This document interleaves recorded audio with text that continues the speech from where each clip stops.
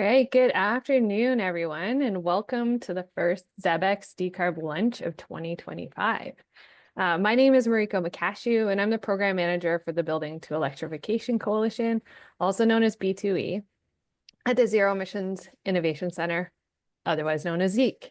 I'm co-hosting this event with my colleague Natalie Douglas, the Program Manager for ZEBx, which is another program area in the ZEEC family. Natalie will be joining to help facilitate the Q&A a little bit later in this webinar. Today, we're going to be hearing from two experts on decarbonization solutions that are well suited to colder climates. And to kick things off, I'd first like to share my gratitude to be able to join you all today from the unceded traditional territories of the Musqueam, Squamish, and Tsleil-Waututh nations. I also want to give thanks to the City of Vancouver, BC Hydro, and NRCan for their financial support for this free educational webinar series. If you're interested in getting continuing education credits for attending today, please see the information that Carrie, my colleague, is going to drop in the chat towards the end of this webinar. So stay tuned for that. Please also use the chat to comment and ask questions for the presenters and the rest of the audience. We'll use these questions to help guide our discussion towards the end of the hour. And my colleague Carrie is going to launch the first poll to help us get a sense of who is in the room. So within the B2E network, we have spent a lot of time focusing on solutions that have outstanding year-long performance in climate zones 4 and 5. Full electrification of space and water heating is feasible with an air source heat pump in milder climates in BC. As we move to the interior and farther north, the winter season experiences longer periods of very cold days. Some of our resources to date have focused on cold climates and residential applications, but the majority of our larger residential or commercial building resources have been targeted for milder climates. Today, we'll focus on colder climates, and the lessons learned from today's speakers can be applied across all climate zones within BC. What works in the north can work anywhere else. While a cold climate air source heat pump with electric backup can work in many residential applications in the north, the case for ground source heat pumps and geo-exchange is more compelling. There are many benefits to these systems, like improved efficiency, thermal storage, and reducing electricity demand peaks. This technology works at the building scale, but also at the energy system level. Now at B2E, our typical boundary for technology has been held within the building, but electrification is part of a larger energy infrastructure. We're in a moment now where we also need to talk about the power of thermal energy networks and district energy to achieve our low carbon goals for buildings. I'm excited today to introduce to you two speakers who will dive into these topics in greater detail. Our first speaker today is Jeff Quibell of Falcon Engineering. If you've ever considered geothermal in BC, you've probably already chatted with Jeff.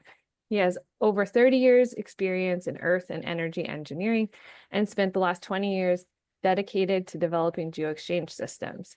He's designed some of the largest systems in Canada and continues to stay involved in industry training and certification. So, Jeff, go ahead. The floor is yours.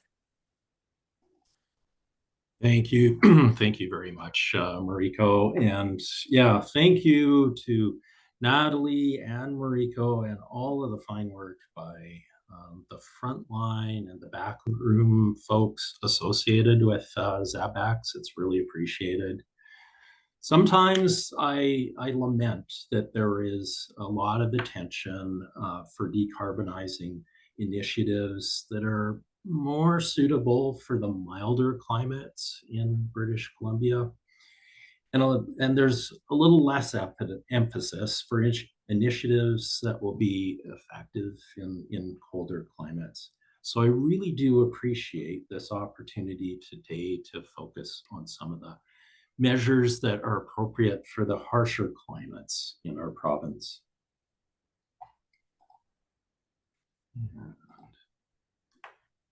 So the objectives that I would like to walk through this afternoon. So I give a lot of different types of presentations. I give presentations relating to the design of systems and often related to the geo-exchange systems. That's not really the presentation that I'm going to deliver today. What I really want to aim to speak to today is about the climate zone distribution in British Columbia, some of the real key challenges to decarbonize in the harsher climates. And then I'm going to focus on a discussion of geo-exchange heat pumps. And you'll hear me several times refer to geothermal or geo-exchange heat pumps as the ultimate cold climate type of heat pump. I'm going to speak a little bit about, so it's not going to be design focused, but I'm going to speak a little bit about design adaptations for the harsher climates relating to the geo-exchange. A word or two on some misperceptions relating to geo-exchange technology in northern applications, and then just a few words about obstacles and some pathways to overcome obstacles. So just a few words on geo-exchange fundamentals. The image shows a building with a network of vertical borehole heat exchangers, so that the borehole array is typically referred to the ground heat exchanger or GHX portion of the system. This is one type of system. There are other types of ground heat exchangers. There's types in which you extract groundwater and exchange the heat with groundwater. But this is the most common of the types and the most adaptable. So for the purposes of this presentation here today, we'll be referring and kind of thinking in terms of the vertical borehole style of ground heat exchanger.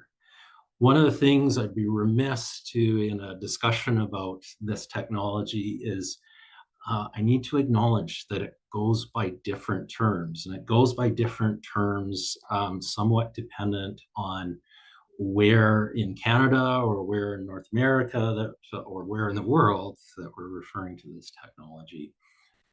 So it's here in British Columbia, we often use the term geo-exchange. It's in many other provinces, it's referred to as geothermal.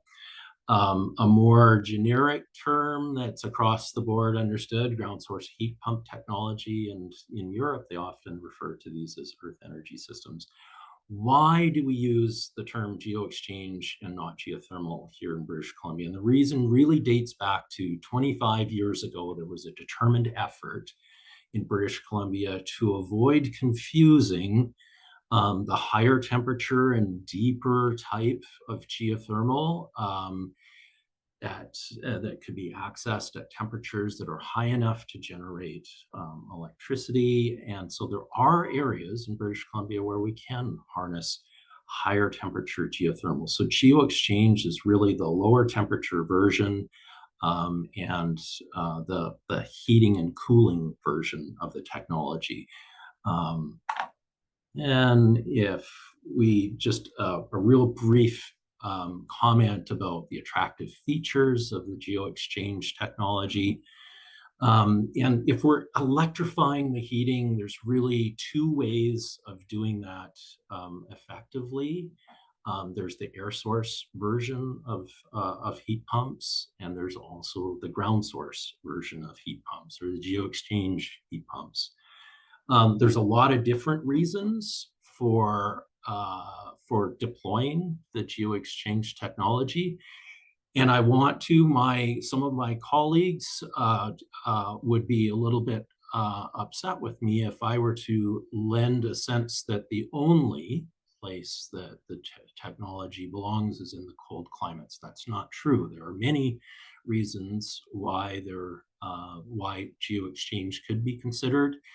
It's a really, the technology is well suited as an energy store. So the cooling energy from the summer cooling, it can be circulated and absorbed into the ground. And that heat is then available for uptake during the heating season.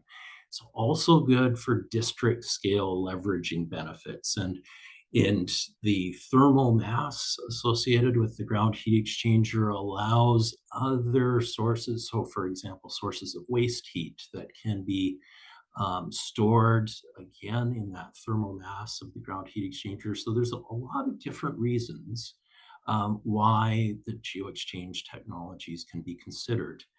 But one of the reasons, one of the really important reasons, and the purpose and the objective for the presentation here today is to talk about its outstanding characteristics relating to cold climate applications. The technology can remain efficient during the coldest of periods, and that sets it apart as a unique attribute of the geo-exchange technology. So just a discussion about the climate zones in Canada. We've got climate zones 4 through 8 in Canada. Climate zone 4 is really squeezed into some pretty small areas of the nation. The largest of the zone 4 is really Victoria. Zone 5, South Coast, British Columbia, Southern Ontario, and there's also a really tiny over here in Southern Nova Scotia, a zone 5. But there's a lot of, so the remainder of the country, zone 6 and colder. So as population goes, there's a little bit more than a third of the population in climate zones 4 and 5. Another little bit more than a third of the population in climate zone 6, and then a little less than a third of the population that's in climate zones 7, 7A, 7B, and 8. But it's the vast portion of the geography of the nation. And then if we look at British Columbia, again, we've got a small portion that's climate zone 4. We've got, which is in the yellow. In the green, we've got climate zone 5. And so that's, a lot of the population of British Columbia exists within those two climate zones. However, there's a vast portion of the province that's in blue and purple, which is represents climate zone 6, 7A, 7B. And although the vast portion of the population it resides in the South Coast and the Southern Interior regions, there are still hundreds of thousands of buildings that are in the blue and the purple areas. And those buildings have disproportionately higher heating loads. And therefore, decarbonizing those buildings, building for building, has a greater net benefit or net avoidance of emissions than decarbonizing a building in the warmer regions of the milder regions of the province.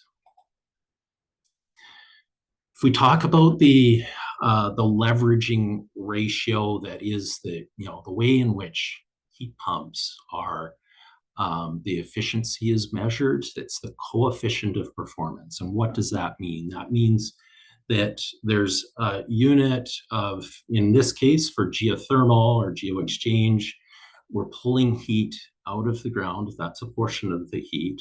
We do need, heat pumps do require electricity, but they use electricity efficiently because they take that electricity and they leverage that. They move heat from the source to the delivered demand. So it's an effective use of electricity. There's two main types of heat pumps. There's an air source heat pump, and then there's the ground source version of the heat pump, or the geo-exchange heat pump. The geo-exchange heat pump is able to deliver much higher coefficients of performance through the more extreme, harsh periods.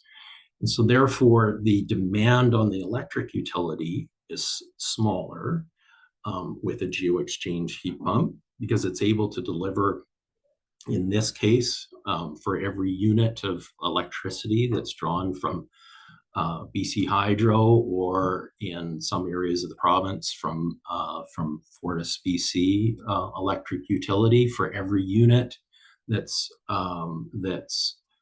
used from the utility, then up to 4, or actually in some cases more, units can be delivered.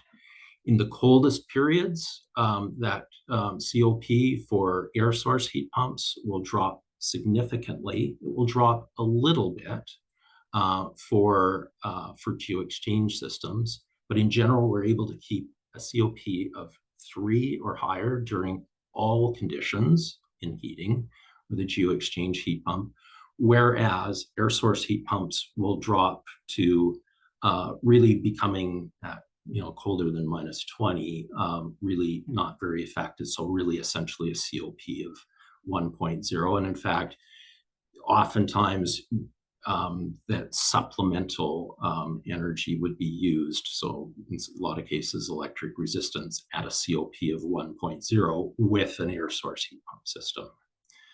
So this is really the fulcrum, and what really is the defining characteristic for why the geo-exchange heat pumps are able to outperform, and why they are so suitable in the harsher environments. I'm just going to go through now. I'm going to go through a couple of examples that we've been involved with in the north. This first one is a school in Prince George. It's a new build school. It's so the star here in Prince George, so it's right on the divisional point between Climate Zone 6 and Climate Zone 7A. It's approximately 10,000 square meter school, 280 kilowatt capacity geo-exchange heat pump system. This is a beautiful new build school in North Prince George. And these are the results that we've been able to achieve with this system. So with energy modeling for a conventional school, as well as comparisons to similar buildings in the province and in the northern part of the province, the expectations for a conventional comparable would be 110 kilowatt hours per square meter for natural gas, the same for the electricity, a total of 220 kilowatt hours per square meter, and over 200 tons per year of carbon emissions, greenhouse gas emissions. The actual results, in working with School District 57 to collect this information, actual results from 2021 indicate that we've almost entirely eliminated the natural gas.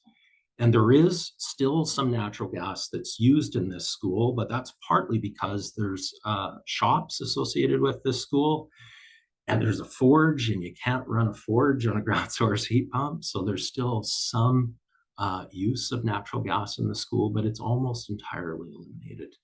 The electricity, despite the fact that this is electric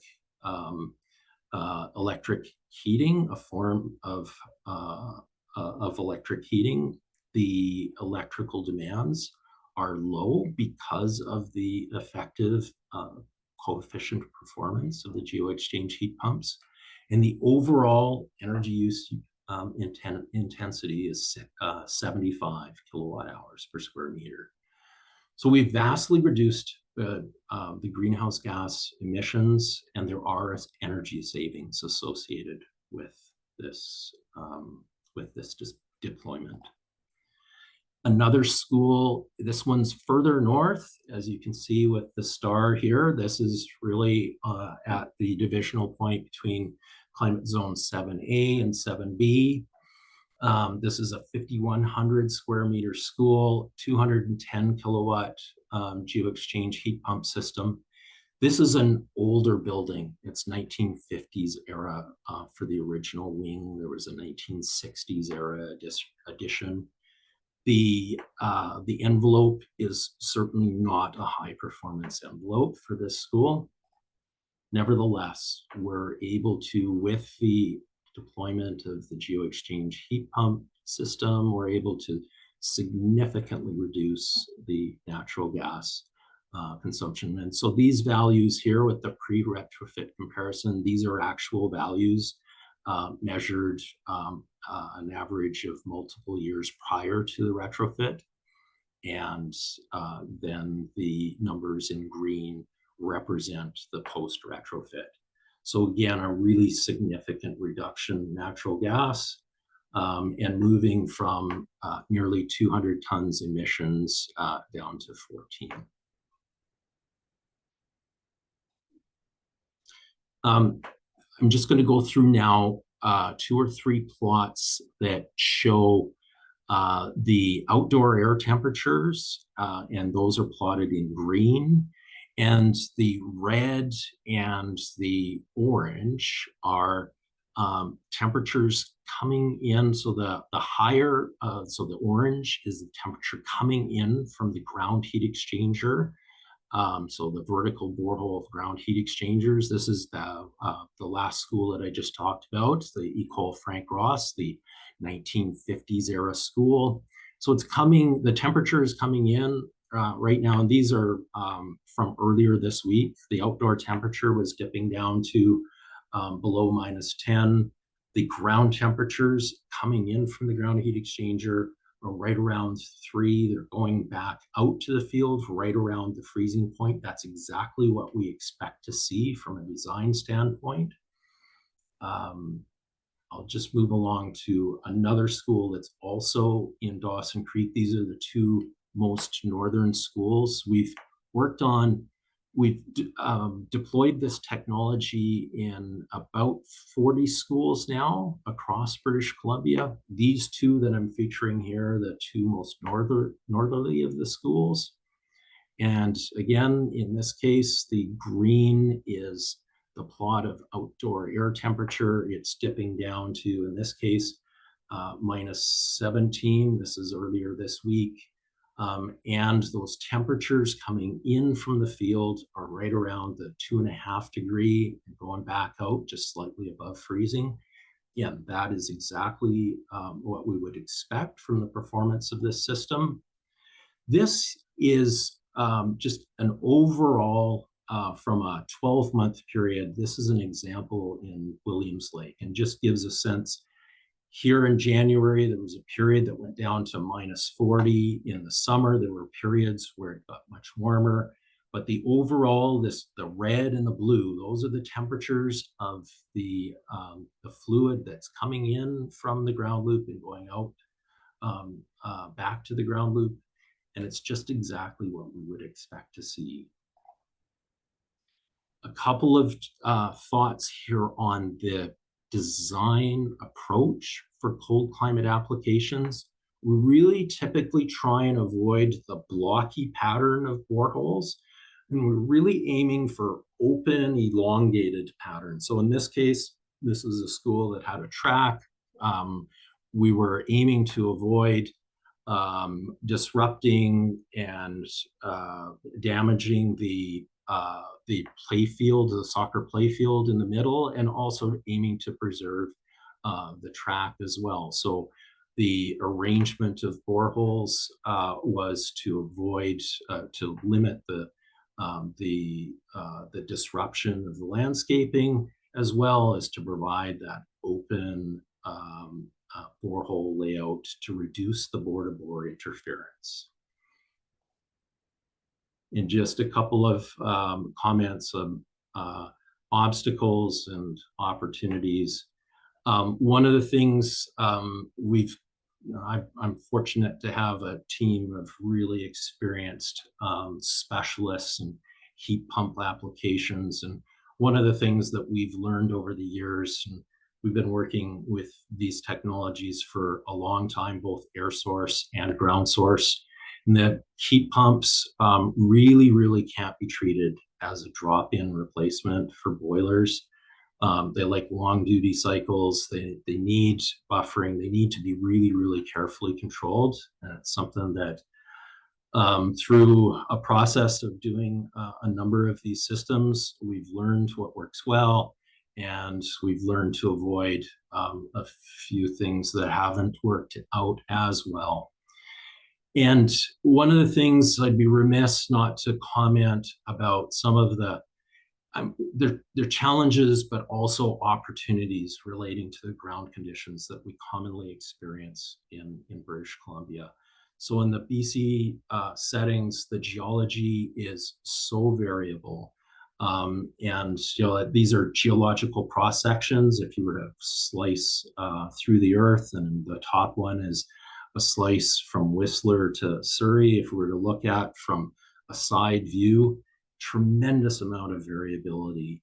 The one under below is that would be if you were to go from Prince George on the left towards Dawson Creek in northern BC and really close to the Alberta border on the right.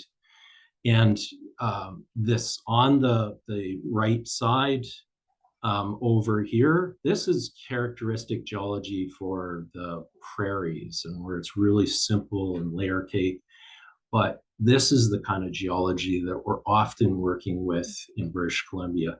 That can be a challenge, but it also can be turned into an opportunity. There's ways in which we can use this geological variability to our advantage and improve the performance of systems, as long as we're understanding of what the conditions are and we adapt to those conditions. And just a quick recap, geo-exchange is suited in many settings for different reasons. So it's suited in Vancouver for district systems, and we've been really fortunate, and it's satisfying to be involved with those kinds of systems. But it's from my standpoint, I really, really find reward when we're able to decarbonize in environments where it is challenging, where there are few options available to really effectively and efficiently decarbonize. And in these cold climates, that ultimate cold climate heat pump being the geo-exchange heat pump, the ground source heat pump, it really, really has opportunity to significantly decarbonize. So there's demonstrated high performance outcomes. Some of us have been working at these kind of applications for over 25 years. But the high performance is conditional on really appropriately adapted designs. And so a couple of takeaways, if I could share that I believe that geo-exchange warrants routine consideration in northern settings. It really deserves more attention, I think, than what it's often afforded. And geo-exchange has unique potential to significantly decarbonize heating in northern climates in efficient and effective ways where we're using our electricity as wisely as possible. And at that, I am going to wrap up my portion of this presentation. I thank you very much for this time, and I look forward to handing this over in the next portion of this presentation. Thank you very much. Thank you so much, Jeff. Personally, I always appreciate seeing the monitoring of real life performance. So we're really excited that you're able to share some case studies with us today. All right, so our next speaker is Keith Bate, who's a director of engineering at Creative Energy. Keith has over 20 years experience in low carbon design strategies for district energy and building systems. And he has worked for several large international engineering consultancies and is also a certified passive house consultant. So we're really excited to hear about TRU and the work that you're doing there. So Keith, I'll pass it to you. Sorry about that. I just had to unmute myself. So I'm going to embarrass myself now by making a bit of a mess. Not sharing screen. Okay, from the beginning. Try again. Okay, hopefully everybody can see my presentation now. So yes, I'm going to be talking about air source heat pump systems in cold climates. And also these, obviously most of what I'm talking about today applies to projects in warmer climates, but there's some specific considerations in those colder climates that that merit further discussion. So Jeff's already given a quick overview of what a COP is, but just to really simply explain what an air source heat pump does, we're using electricity to move heat from the outside air into the building when we're in heating mode. And air source heat pumps are also reversible, generally speaking, where you can basically use electricity to move heat from the building to outside air and effectively cool the building. And so we measure the efficiency of an air source heat pump in the same way as we measure the efficiency of a ground source heat pump, by taking the amount of energy supplied divided by the electrical input to arrive at a COP, the coefficient of performance. Things I will not be talking about today, individual air source heat pumps, rather, I'll not be talking about today. So individual split heat pump systems, very suitable for individual single family homes, for example, townhouses, that kind of application. Variable refrigerant flow systems, which are generally more suited for individual buildings. And gas absorption heat pumps, which as they use natural gas, are not really a decarbonization solution. The project I'm going to be using as a sort of case study for the discussion and presentation today is our project with Thompson Rivers University. So if you don't know them, Thompson University are in Kamloops, BC. They were founded in 1970. Kamloops is a coldish climate, I would say, not as cold as Prince George, for example, on the boundary of climate zone 5 and 6 from the slides Jeff was sharing earlier. Winter design temperatures of -25 degrees C, and certainly temperature times of the year where it does get a little colder than that. The buildings on the campus right now are heated by gas boilers, and some buildings have gas rooftop units as well. There are a variety of terminal units in the buildings, ranging from water source heat pumps, radiators, reheat coils, fan coil units, etc. And the design heating water temperatures of those original systems from when they were designed range up to 90 degrees C. Some are certainly lower, but the highest we saw was around 90 degrees C. So one of the first things we did when approaching this question was to do what we would call a stress test, where we basically asked TRU to turn down the heating temperatures in the buildings to see how cold the heating waters could be while still avoiding complaints. That identified that most of those buildings could work well at 65 degrees C, significantly lower than the design condition. And this is something we find in many cases. However, that stress test was not done at the sort of peak winter design temperature. And so we needed to ensure that the system could be capable of meeting higher temperatures if required for real cold snaps, for example. The peak heating demand of the buildings that are served by the system we're going to be talking about, it was around 7.5 megawatts, so a relatively large scale system. But what we found, and I'll explain why on the next slide, is that 3 megawatts of around 3 megawatts of low carbon capacity. And when I said low carbon, I mean electrified heating capacity, could achieve over 95% plus GHG reductions from their current emissions. We also had to work within an electrical service limit of around 2.5 megawatts, 2.5 MVA, to avoid a costly and very time-consuming BC Hydro upgrade to the campus. Their current peak demand on the campus, authorized service capacity, sorry, for the campus is only 7 megawatts. And so if we electrified the entire campus with an electric boiler, for example, we'd use up all of their available power supplies.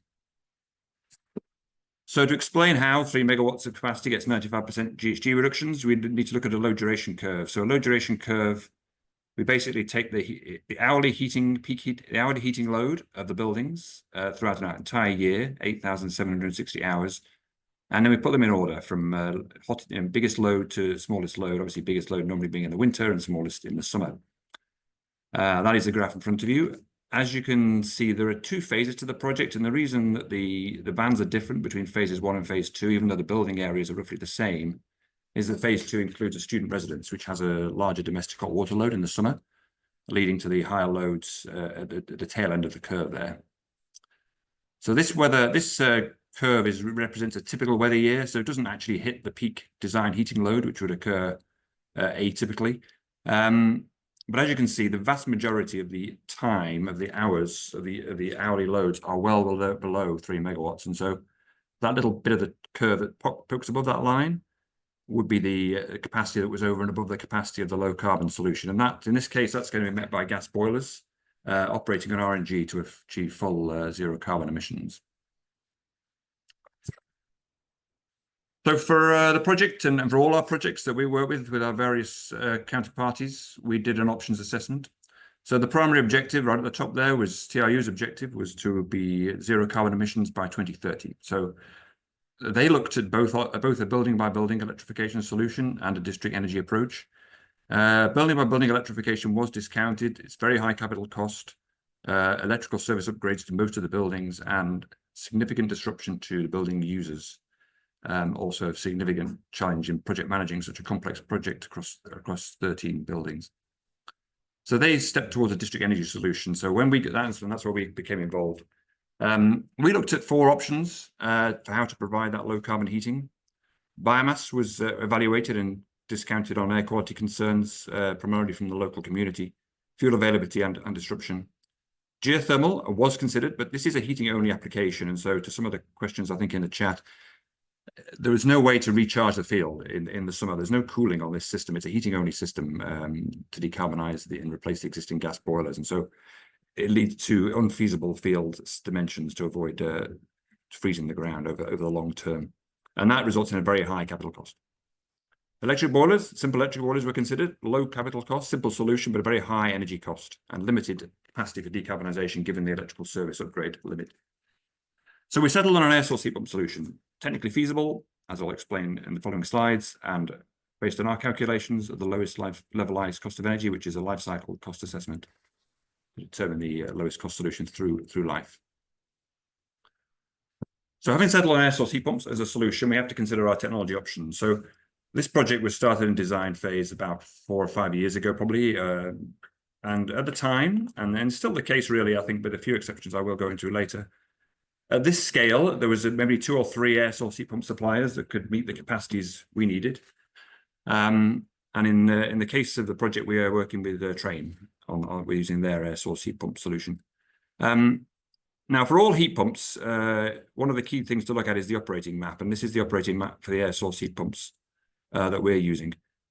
For an air source heat pump, the operating map basically is a graph which shows across the bottom there the ambient air temperature in Fahrenheit in this case, and the heating water temperature leaving the heat pump, going up the other axis. And this basically shows you the full operating range of the air source heat pump. As you can see, as the outside air temperature decreases, the heating water temperature that the unit can supply drops off dramatically. So although this unit can provide 140 Fahrenheit or 60 degrees C hot water when it's 15 degrees C outside, when it's 0 Fahrenheit or minus 18 C outside, the heating water temperature tops out at around 90 Fahrenheit, which is around 30 degrees C. You can also see that the COP varies significantly depending on the outside air temperature and the water temperature, from a low of around 2 to a maximum of around 9. Similar graphs exist for water source heat pumps, such as we'll be using geo-exchange. In that case, the 2 axes would be the source side temperature, the cold side temperature of the heat pump on one axis, and the hot side temperature on the other axis. So given that we could not meet our objectives with a single air source heat pump, we developed a 2-stage heat pump solution, whereby there's an air source heat pump that provides a source of energy to a water source heat pump that can then deliver the heating water temperatures needed. The image on the screen there is of the building that will house the new plant. As you can see, the water source heat pumps and the gas boilers will be located on the ground floor, and there's glass walls so that the students can look in at the equipment. And then the air source heat pumps are on the roof, and what you see there is a large screen around that equipment. And that screen is there for visual reasons, but also for acoustic reasons, because air source heat pumps do create noise levels, and therefore, given the proximity to existing buildings, an acoustic study identified that a solid screen was needed. So this is a simplified schematic diagram of the solution where the air source heat pumps across the top heat a intermediate loop, water loop, which is 40% glycol, to around 32 degrees C. That loop is then used as a source of energy for our water-to-water heat pumps, which can put out heating water between the minimum 65 degrees C and up to 80 degrees C if needed. That heating water then is topped up by gas boilers to the capacity is needed, as not shown on the screen here. One key point to note in terms of heat pump operation and the difference between geo-exchange systems and air source heat pump solutions. The water-to-water heat pumps here, which similar technologies may be used in a geo-exchange system, will operate with a consistent output all the time because they are seeing a consistent inlet temperature of 32 degrees C. The air source heat pumps, in contrast, the capacity of those units will vary with the outside air temperature, so that when it's very cold, they put out less heat, and when it's warmer, they put out more heat, as you'd see on the previous operating map. What that means is that when it's very cold, all 5 air source heat pumps will be needed to satisfy our 4 water-to-water heat pumps. But in milder conditions, those water-to-water heat pumps may be satisfied by just 2 or 3 of the air source heat pumps operating. So we talked a bit about COP. How do we look at COP when we have 2 heat pumps effectively in series? So there's a little bit of math basically, and what we do is we calculate the portion of the heat in the intermediate loop that has come from the air source heat pumps and bring those COPs together. So in the case of our equipment here, at minus 15 C, our air source heat pumps are operating around 2.3 COP. The water-to-water heat pumps are the same in both seasons. So with the 2 together, with the air source heat pumps providing the heat to the water source heat pumps, we get a net COP about 1.8. At 15 degrees C, the COP of the air source heat pump improves dramatically, as you can see, to 4.3. The COP of the water-to-water heat pumps remains the same, with a net COP of 2.4.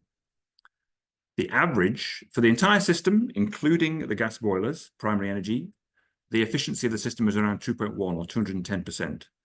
So that's obviously lower than some of the numbers that Jeff was quoting for his geo-exchange systems, but obviously significantly better than a boiler solution. The existing gas boilers on the campus being around 80% efficient. So we're nearly 3 times as efficient as the existing baseline system that we're replacing. One of the really important things to consider with air source heat pump designs is the defrost. So as those air source heat pumps pull heat out of the air and cool the air down, at certain temperatures, below around 5 degrees C outside, that air will start to freeze on the coils. And gradually it gets to the point where there's so much ice on the coils that the equipment has to switch off and defrost that ice. So it does that by basically cooling the loop that it was previously heating. The air source heat pumps that we're looking at here at this scale have 2 refrigerant circuits. So only one refrigerant circuit would go into defrost mode at any one time. The other one would remain in heating. So the heating that's being produced by half the unit would go to defrost the other half of the unit.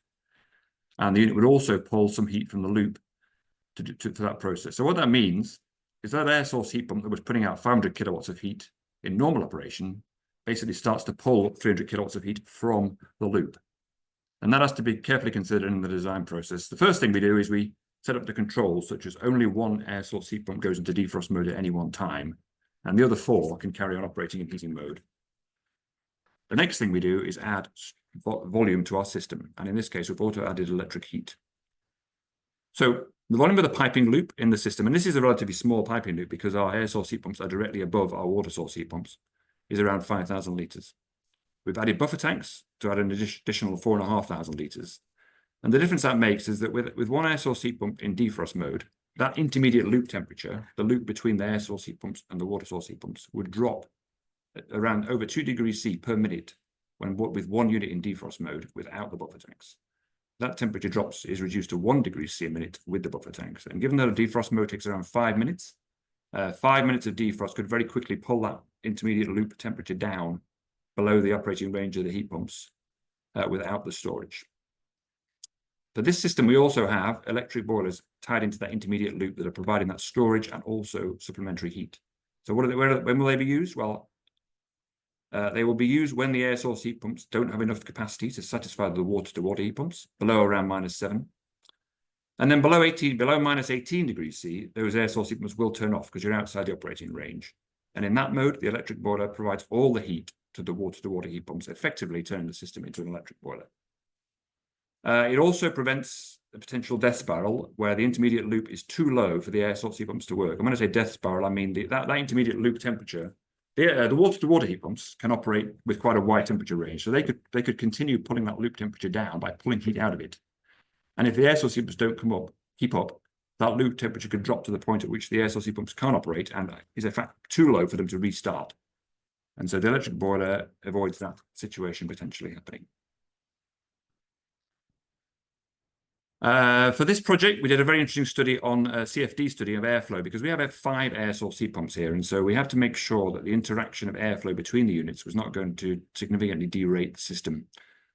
There's a lot of published data available for heat pumps and chillers in cooling mode and how to space the units and how much clearance is required for adequate airflow. But there's very little data out there in the manufacturer's guidelines for how to space them for heating operation. And that's just a function really of there's not much experience in the market.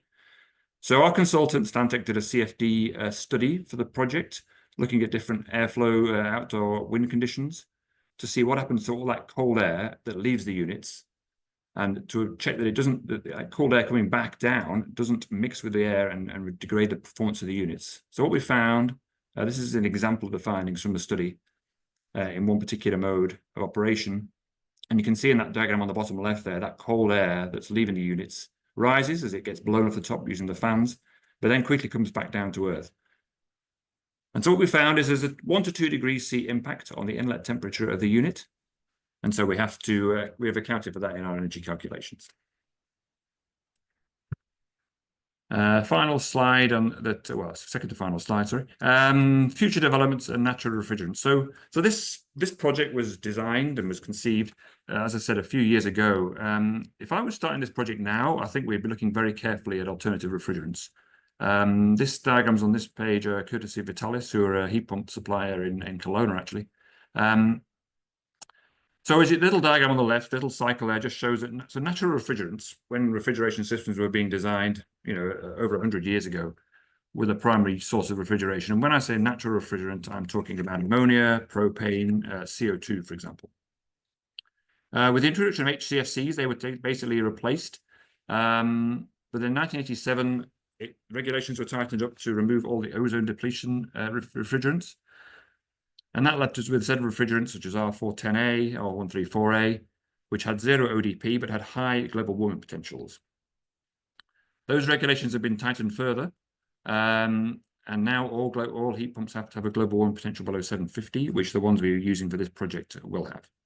However, there remains concerns with those refrigerants, particularly around the risk of forever chemicals and those refrigerants and the products of degradation staying in the environment. And there is likelihood of potential bans in the future, and they're already being implemented in Europe and in Maine, for example, recently, I believe. So what does the future look like, and what would I certainly be considering on future projects? It's the use of natural refrigerants such as CO2. And the diagram on the left there is a CO2 heat pump. And some of the benefits, obviously, far more environmentally sound, but also no need to put water outside. The CO2 will be piped to the roof, to the units on the roof, and so there would just be CO2 in those external roof units, and so no risk of freezing as well. So operational benefits as well as environmental benefits. So finally, a few summaries. Air source heat pumps can be a viable decarbonisation strategy in cold climates, and it's important to remember that system size for only part of the peak heating load can provide significant GHG reductions, and that's particularly important where we consider the constraints of the electrical grid. Ensure that noise mitigation and adequate airflow is accounted for when locating the equipment. If higher heating water temperatures are needed, particularly for existing buildings, 2-stage systems can be used, with one heat pump providing source of heat to another. Always ensure appropriate freeze protection measures are in place and account for the impact of the defrost cycles in the system design. Make sure that air source heat pump loop temperature can be maintained in the operating range in all conditions. And finally, consider natural refrigerants for lower environmental impact and to future-proof systems for future regulations. That is the end of my presentation. Thank you so much, Keith and Jeff, for those excellent presentations based off of the activity in the chat. We could have done a 2-hour session very easily. But without further ado, I'm going to jump straight into questions because there are quite a few of them. I'm going to start off with a question directed towards Jeff. There were quite a few questions relating to cost. No surprise there. So I'm going to do a 3-part question. I know it will be a lot, Jeff, if you want to answer one a little bit more robustly. That's totally fine. These questions come from John Foster, Paul Here, Veronica Ochoa. So first, have you found there to be any changes in cost as it relates to drilling? Next, how about the operational cost gains when you're comparing geo-exchange to enclosure improvements? So that comparison there. And then finally on payback periods. So how are those capital costs, both financial and natural capital? What does that look like over the longer term? So again, that first question was about drilling. So over to you, Jeff. Yeah, thank you. Great questions. In terms of cost for drilling, the drilling cost, if you look at the cost per unit foot, for example, it hasn't gone down. The input costs have increased, but what has helped is we have a greater number of contractors in the available pool that are interested for geo-exchange drilling, that are capable of drilling to deeper depths. And so in northern climates, if we can drill to deeper depths, we can access much warmer earth. So we did a project near Fort Fraser, so that's west of Prince George by a couple of hours. And if we were to drill to depths that would have been common 10 years ago, we would have been limited to temperatures that would have been about 7 or 8 degrees Celsius at the bottom. So we were able to drill to a depth of 800 feet at that project. You do need appropriate ground conditions, and that was one of the items that I had stressed at the end of my presentation, is we need to understand and appreciate and adapt to the ground conditions. But in that case, at 800 feet, the temperature was 16 degrees Celsius. So the average temperature is certainly not 16 across the full depth of the borehole, but it helps to significantly increase the available heat. Therefore, we need less drilling. So through design and adapting to the conditions, we can reduce the amount of drilling required and therefore help to address costs. So that was the first item. The second item was relating to the cost for geo-exchange deployment relative to improving the building envelope. And building envelope improvements often can be lowest hanging fruit. However, that one project that I featured with the 1950s era school, there was only so much that could be done with that envelope. So it's always, it's a trade-off type of analysis, and you're looking for what's the appropriate amount of envelope improvement relative to improving the heating system. And I guess the third one was relating to the payback.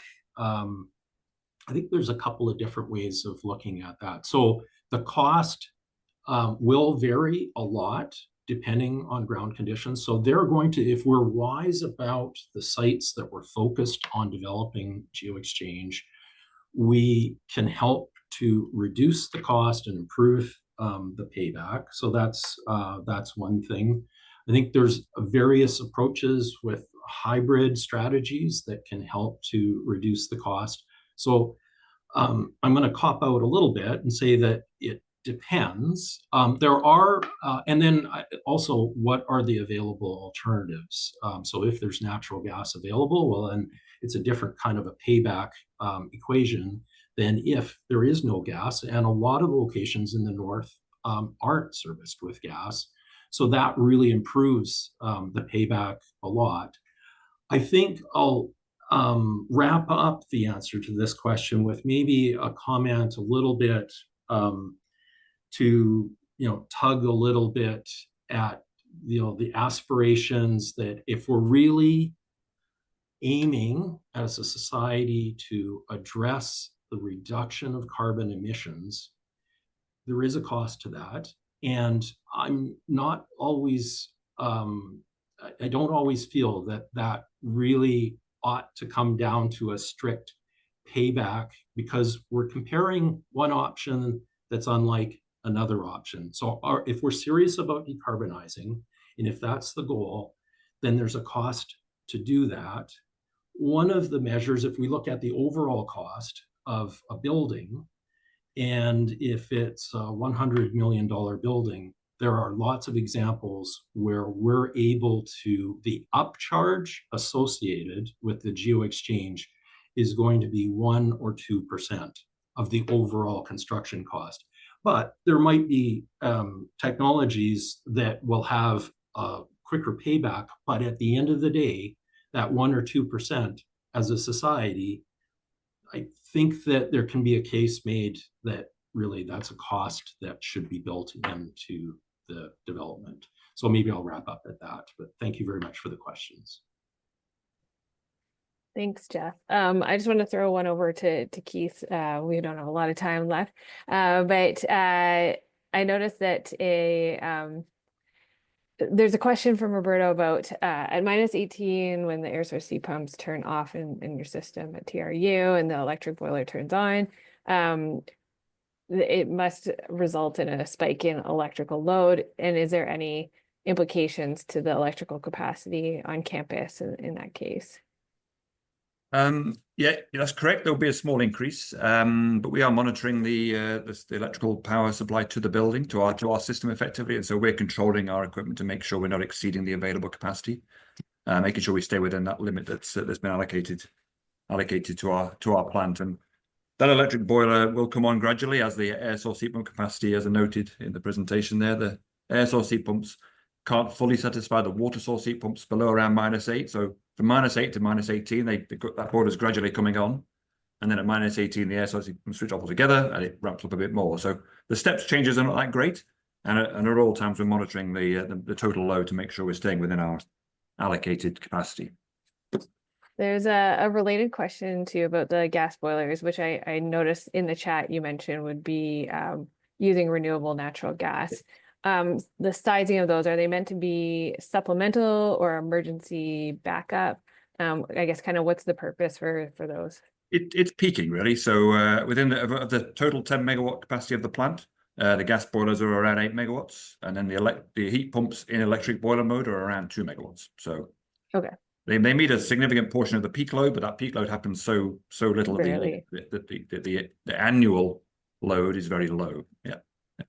And then just to build off one more thing, we talked about that it's a heating only plant. You and I had talked about there's also a cooling tower and large chiller. So is there an opportunity to build like a heat recovery chiller into the system? There certainly is, yes. The building next to the plant has a large cooling system in it, a large water cooled chiller. And so when the time comes for TRU to replace that cooling tower, they're going to look at connecting that loop to the intermediate loop system instead. And so that waste heat will go straight into our water source heat pumps and be upgraded to a suitable temperature for heating the campus. So in the summer, we won't have to run those heat pumps at all on the roof. We'll just pull all that waste heat from their existing building and repurpose it. So.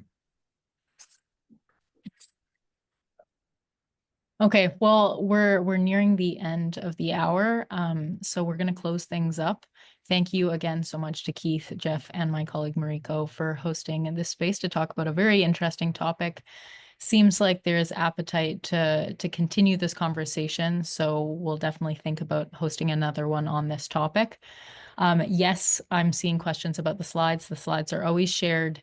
You'll also have a video recording of this session, so you can go back and dive deeper if you felt like you need to listen again to some parts of each presentation. I will highlight that we have another Decarb Lunch in February. It's going to be on circular economy and embodied carbon. I dropped the link in the chat, so go sign up for that. We have also heard loud and clear that folks want a lot of in-person sessions, and so we're going to be doing more tech demos and tours. So I'll just keep you guys on the edge of your seats and not speak about specifics, but tune into those offerings that will come out in the ZEBx newsletter. You'll be able to hear about that. Go to our website, check out the B2E website. And thank you again to everyone for coming today.